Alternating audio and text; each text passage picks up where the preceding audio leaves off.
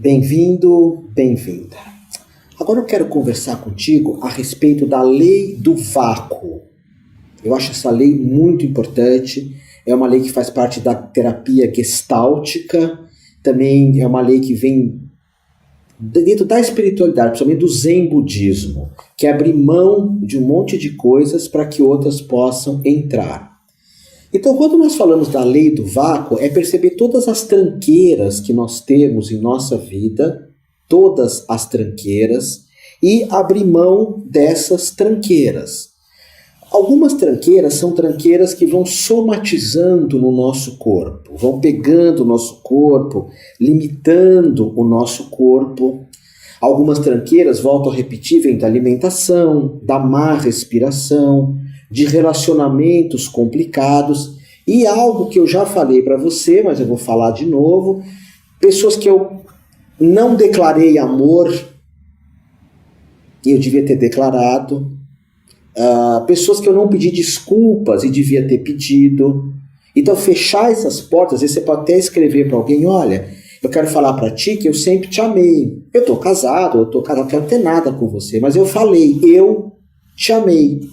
Você economiza energia, porque isso é uma coisa recalcada, que vira uma tranqueira que somatiza. Ou aquela pessoa que você tem que pedir desculpas. Eu dei uma aula para você outro dia falando da diferença entre curar alguma coisa e perdoar alguma coisa. Porque por vezes quando nós vamos perdoar sem curar antes, nem sempre isso é possível. Visão da Gestalt, Fritz Perls, fechar a porta, curar e depois perdoar. Às vezes dá para inverter também, mas tem coisas que eu não curei ainda. Então às vezes o perdoar é da boca para fora. Então, uma coisa que vem muito nesse período de crise, que é muito notado agora, é a ideia, são duas energias que vêm agora muito forte. É a ideia da falta, e lógico que a gente percebe muitas coisas faltando, sejam financeiras, emocionais, falta de abraço, de carinho, porque no meio de uma crise às vezes você não pode abraçar a pessoa, não pode beijar, não pode estar presencial, mas eu não posso parar na ideia da falta. Tem muitas pessoas que param na falta. Sabe uma preocupação assim, eu vou passar fome, vou morar debaixo da ponte. Puxa vida, não pense assim. Eu não vou ter um amigo na minha vida, não pense assim. Eu tinha muito isso quando eu era mais jovem, meus pais falavam, se você não se formar na faculdade, você não vai ser ninguém. Só que quando eu fui fazer quando eu me formei no colegial, na época era colegial, só tinha profissões que não tinha nenhuma relação comigo. Algumas eu não podia ser, que era médico, eu adoraria ser médico, mas com 17 anos eu comecei a trabalhar, naquela época era muito difícil. Era impossível, porque meu pai era militar, fez eu trabalhar, lidava com segurança, com coisas mais assim, bélicas, e enfiou eu para trabalhar e falou, jamais eu vou te pagar na faculdade, se vira. E eu sempre quis ser médico, mas tinha que estudar 7 anos, não podia trabalhar, porque era o dia inteiro. E as outras faculdades também eram muito caretas, não tinha relação comigo. Mas eu tinha essa ideia de falta. Eu nunca vou ser nada se eu não me formar. Então, essa ideia de falta paralisa a gente. Agora eu vou falar para você uma ideia que é a pior de todas, em termos de tranqueira, que é um lixo que nós vamos trazendo para a nossa vida, que é terrível, que é o lixo da crítica. Nesse momento de televisão, de influenciadores digitais, onde todo mundo fala alguma coisa, hoje tem muitas pessoas que sentam e só criticam. Vocês conhecem gente assim? Uma pessoa senta e ela só critica. Normalmente a pessoa que só critica, ela traz uma tranqueira para ela. Porque a própria postura de quem só critica é não produzir nada. Eu gosto dessas mesas redondas de futebol, que eu chamo de mesa quadrada, elas são tão engraçadinhas, que é um monte de gente barriguda, como eu, que não pratica esporte nenhum e fica, aquele chutou errado, aquele a bola não sei o quê, aquele é um folgado, eles ficam 2, 3 horas criticando os outros. Porque o crítico, ele é incapaz de criar alguma coisa, porque eu jogo tanto uma energia na crítica que eu sou incapaz de criar alguma coisa. E o crítico, normalmente, isso o Lair Ribeiro fala muito, que é um cara que eu adoro. Lair Ribeiro diz assim, o crítico, ele tem uma baixa estima terrível. É uma pessoa que foi muito ferida na infância, uma pessoa que continua se ferindo muito. Sabe o que é maluco? Isso que a gente precisa perceber. Porque eu também, às vezes, sou crítico demais. É que eu não me dou conta que, às vezes, eu caio nessa energia da crítica. Eu caio nessa energia da crítica. O crítico, ele sempre começa a criticar tudo. Eu, por exemplo, eu aprendi com o Gasparetto a não ouvir críticas, a não ser as que venham daqui. As que venham daqui. Mas muitas críticas, a Monja Coen, outro dia falou isso, até eu não abri a boca, porque eu penso diferente dela. Mas ela falou, toda crítica é maldosa, a Monja Coen. Eu penso diferente, tem muitas críticas que acrescentam alguma coisa. Mas elas têm que vir do coração, têm que vir com amor, tá bom? Tem que vir com amor. Então, a autoimagem negativa. Você está criticando muito. Agora, lógico, você liga o jornal, eu ligo o jornal. Se eu fico vendo uma coisa que eu não gosto, se eu fico vendo crimes. Hoje eu e minha companheira nos pegamos falando de um crime. Aí a gente falou, por que a gente está falando disso? É porque um grupo nosso, um grupo de WhatsApp, né, que se chama Anima Lovers, que é um grupo de amor, Anima Lovers, que é um grupo que eu dirijo, Anima, e é um grupo só de amor, amigos de coração, pessoas que eu amo demais. E eles levaram um crime para lá.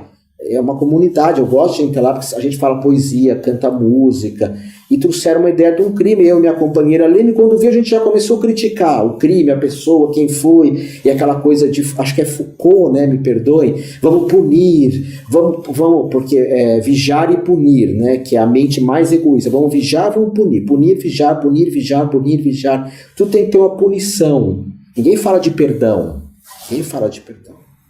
Você vê na televisão, ninguém fala de perdão. Não tem um tribunal do perdão. Nos Estados Unidos, você não está olhando para frente, você tropeça, você processa a calçada. Não você que não olhou para frente. Ora, essas tranqueiras a gente precisa tirar. Sabe? Tirar as pessoas críticas e tirar o meu criticismo. Uma outra coisa, os remorsos.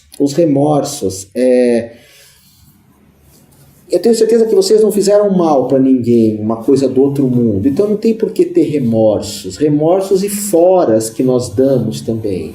Eu já dei muitos foras na vida.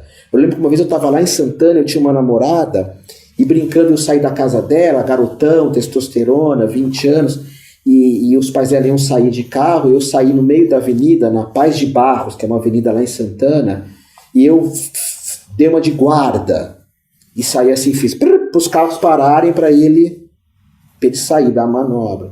Eu lembro até hoje disso. O carro veio e deu uma freada, cara do carro, e o outro deu uma freada, quase que bate. Eu falei, meu Deus, se tivesse batido, olha o fora que eu dei para querer ser exibido, né? Pavãozinho, 20 anos, testosterona lá em cima, né? Enfim. Mas já passou, eu tenho que me perdoar isso. Uma outra tranqueira é o modo como eu fui criado. A gente questiona muito o modo que foi criado. Quem é jovem e está me vendo, vocês não fazem ideia do que é a minha criação, que foi nos anos 60, eu nasci na década de 60. Mas está perdoado, não dá para parar ali. Isso é uma tranqueira também. Meu pai já faleceu, como é que eu perdoo ele, se você tem um pai e mãe? Faz um ritual, acende uma vela, fala, eu te perdoo.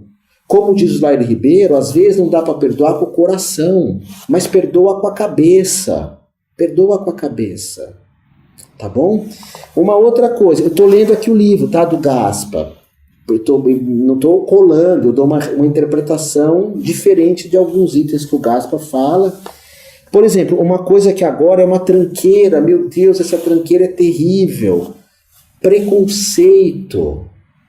A gente vê essas coisas no mundo, sabe? Essa coisa horrorosa que aconteceu nos Estados Unidos, e as pessoas pioram mais ainda, porque eu acho, né? Eu não sei, Eu acho que tem que protestar, mas eu não sei se vale a pena fazer um protesto de destruir e morre um monte de gente por causa de um preconceito do policial, eu não sei bem. Mas assim, nós temos que tirar esses preconceitos de raça, de religião. Eu vou falar para vocês, eu ia ver jogo de futebol com meu pai e com os meus amigos. Eu ia ver todos os times. Eu moro em São Paulo, né? Hoje eu moro aqui no Guarujá. Eu ia ver o São Paulo, o Corinthians, o Palmeiras e o Santos. Eu gostava mais do Santos porque tinha o Pelé. A gente ia em todos os jogos de futebol. Todos. Desses 4 times, os amigos. Aí um dia eu fui num jogo lá no Morumbi, eu e meu pai era pequenininho como eu. Só que meu pai era uma fera e andava armado, que ele podia. No meio do lado onde anda no Morumbi, veio uma torcida com umas 50 pessoas. Pra cima de mim, do meu pai, que tava com roupa normal, querendo matar a gente. Não vou matar. Eu tinha 12, 13 anos. Aí meu pai só pôs a mão aqui. E eu falei, isso vai dar problema. Aí já tinha umas pessoas legais. A torcida, deixa disso, deixa disso. Tá maluco? É um velho. Meu pai era um velho. E um moleque de 12 anos. 40 marmanjos para matar a gente. Tinha um canivete na mão. Então a gente tem os preconceitos que são muito idiotas. Eu tenho que abrir mão desses preconceitos. Meu partido político é o melhor, minha religião é a melhor, meu time de futebol é o melhor, sabe? Isso é uma tranqueira que a gente tem que repensar a vida. E quando eu abro esses preconceitos, você vê que tem gente que passa a vida inteira para criticar uma outra raça, para escravizar uma outra raça. Que absurdo isso. Bom, outra coisa é as dívidas que a gente acha que tem com outras pessoas. As dívidas que a gente acha que tem com outras pessoas. Outro dia eu fiz um exercício aqui com vocês de falar de gratidão absoluta. Vocês veem que eu falo para vocês quando eu termino uma aula, amor de amor e mais amor ainda. E tem pessoas que eu falo, tenho uma gratidão absoluta por você. Pronto, fechou. Porque tem pessoas que acham que o tempo inteiro estão devendo alguma coisa para as outras. Isso é uma tranqueira. Agora, o que é pior? A pessoa que acha que a outra deve alguma coisa para ela o tempo todo. Outra tranqueira. O que eu quero falar para vocês é, se anota no papel depois a tua autoimagem negativa. Você tem autoimagem negativa? Eu sempre achei que eu era meio barrigudinho, até que tinha um exercício lá nos anos 80... que a gente tinha que andar, tinha de teatro, né? Você andava pelado na frente de um monte de gente, anos 80, né? Anos 80. E as pessoas do grupo falavam qual parte do corpo que mais gostavam de você. E um monte de gente falou, a barriga do Tavinho, chamavam Tavinho. Eu falei, eu passei a vida inteira com uma autoimagem, encolhendo a barriga, vida inteira. E aí eu chego num grupo que eu ando pelado, arrumo o cabelo, vou falar do meu braço, da minha perna, não sei o quê. Todo mundo acha minha barriga bonitinha, simpática. Por que eu já não abandonei essa tranqueira antes? Então anota essa crítica. Você está sendo um crítico de plantão? Eu vou falar para vocês, as pessoas que criticam não constroem nada. Não constrói nada. A não ser que critica como Cazuza, que vem com uma música do outro mundo, Renato Russo. Mas eles põem aquilo na música, não fica só vendo a televisão e criticando. Coloca os remorsos que você tem, coloca também os foras que você deu, abandona as inimizades, que é que eu estou falando agora para você, que agora é a hora de separar o ouro do lixo, abandona a implicância com os outros, Tem pessoas que ficam o tempo inteiro irritadas com coisas dos outros. Nesse período de crise eu tenho falado muito sobre isso. O que a gente pode tentar manter num período de crise é manter a paz, porque a paz só eu sou responsável por ela. Outro dia eu vi uma pessoa perguntando para o Satya Prem. Satya Prem é um iluminado brasileiro, amigo meu. Um gaúcho que... Ele não diz que é iluminado, porque quem diz que é iluminado não é iluminado. Não é. Isso eu posso garantir para todos os seres por detrás da mente, do ego, todos os seres se pudessem olhar para dentro, ficar mais tempo sozinhos e fazer mais meditação, mais oração, descobrem que a essência da iluminação está aqui. Menos quem diz que é iluminado. Menos quem diz. Quem diz que é iluminado é um completo idiota, me perdoem. E o Satyapin, ele é um iluminado, mas ele não diz que é. Assim como você também é um iluminado, mas ele percebeu isso através de práticas, ele percebeu isso. E ele foi perguntado, Satya, como olhar para dentro num período de coronavírus? Ele respondeu, mas como não olhar para dentro num período que o mundo aí fora está se desfazendo? Que é um termo budista, né, da Pema Chodron, que é uma iluminada também que fala, quando tudo se desfaz. E pessoal, todos nós passamos na vida por um momento onde tudo se desfaz. Ou não.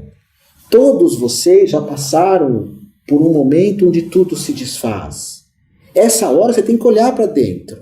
Não adianta ir para São Tomé das Letras, não adianta ir para Santiago de Compostela, não adianta ir para a Índia. Você pode até ir para esses lugares, mas olhando para dentro. Então, como olhar para dentro num período de crise? Como não olhar para dentro? Porque se eu começo a olhar para fora, eu começo a pegar implicância o tempo todo. Começo a implicar com tudo.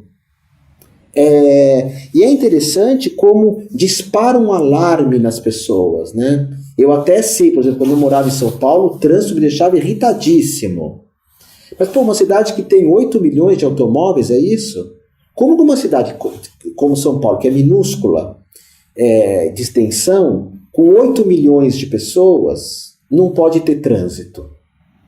Até Manaus, que o Amazonas é enorme, tem trânsito, mas tem coisas que eu fico implicando. É uma meba que eu tenho. Que é como às vezes vem o questionamento, Otávio, eu tenho um obsessor. Tem pessoas que têm obsessores mesmo, mas tem pessoas que se auto-obsediam. A pessoa implicante e a pessoa crítica, e tem gente que é os dois, é crítica e implicante. Essa pessoa não precisa de um obsessor, ela vai se obsediar. E é a pessoa que está... Porque a crítica e a obsessão, você fica segurando os outros. E eu ensinei para vocês outra lição, esse mantra, nada me segura. Esse mantra é muito poderoso, nada me segura. Mesmo uma crise de um vírus não me segura. Pode ser que isso não seja verdade. Pode ser que alguém fale isso o tempo inteiro, pegue o vírus e venha até a falecer. Mas enquanto você não faleceu, você está ali, nada me segura, nada me segura, nada me segura. Como diz, é uma frase linda, né? Nada me segura. Pensa nisso, pensa nisso.